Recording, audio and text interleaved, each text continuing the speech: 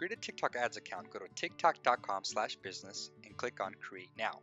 Then you could either type in an email and password, or you can log in with your existing TikTok profile.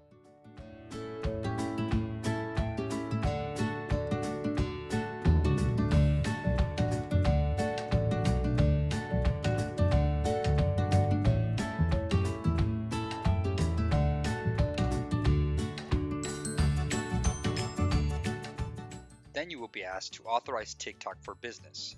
Agree to the terms and proceed.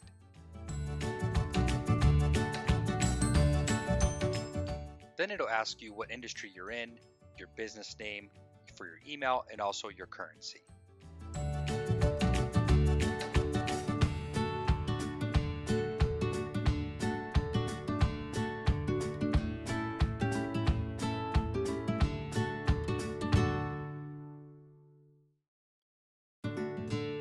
You will then select how you want your billing to happen, either automatic or manual. We recommend automatic.